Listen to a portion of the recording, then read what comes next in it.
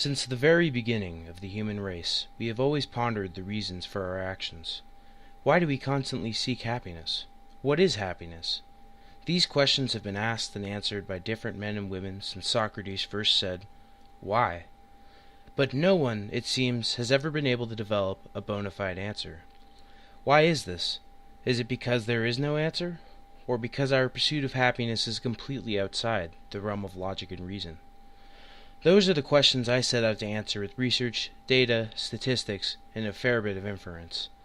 After my study of the issues, I have decided that we are constantly in the pursuit of happiness because the pursuit itself is what makes us happy. And here's why. The pursuit of happiness. If we wish to understand why we pursue something, then we must first know what it is that we pursue.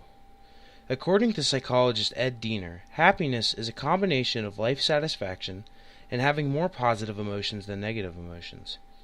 That statement is pretty easy to decipher. It simply means that to be happy, you must be content with how things are going in your life, and you must have more positive experience than negative ones. Despite the fact that that seems so simple, we all still have a lot of trouble achieving that level. But really, happiness is not very complex. It is the path to happiness that is filled with dead ends, twists, turns, and other treacherous obstacles that seek to impede your progress towards your goals. Having a goal that we are trying to achieve every day makes us happy. According to an article by Jeffrey Kluger in Time magazine, researchers have named that forward-looking behavior while in pursuit of a goal search activity. Search activity is a feel-good experience. When we are in pursuit of our goal, happiness, our brains release chemicals called serotonin and dopamine, two chemicals whose jobs are simply to make us feel good. According to Dr. Vadim Rotenberg, search activity is what prompts us to continue our pursuit of the goal even when we encounter obstacles. It's the reason why the detectives keep investigating even when they were kicked off the case. It's why the student keeps studying even after they failed their last test. It's why we have goals. In fact, neuroscientist Richard Davidson from University of Wisconsin has found that not only does working towards a goal and expecting to accomplish that goal soon generate positive emotions, it suppresses negative ones like fear and depression. The idea is that we can not only accomplish goals, but we can also experience the journey to their accomplishment. That we can be happy while trying to achieve happiness. When you accomplish a goal, you are not happy because you have your end product, but because of all the work you put into it was successful. Imagine being 45 with a spouse, a well-paying job, and some kids. You're pretty happy, but one day you decide that you want a nice 40-foot sailboat. You begin shopping and find the perfect one, but it looks like it's going to take you about a year of saving to get it. Do you decide at that instant it would be easier just to quit and be content with what you have? No, because according to an article by Carlene Flora in Psychology Today, you've already adapted to what you have. A little bit after achieving goals, we return to our baseline level of happiness, thus making it hard to be perfectly content with anything for a long time. So, you spend a year working harder than you ever have before. After the year has gone by, you finally have enough money to buy your boat. When you first look upon the boat, not only are you seeing the boat, but you're also seeing all the hard work you put into earning that boat. Every late night, every skipped meal, it has all led up to this boat.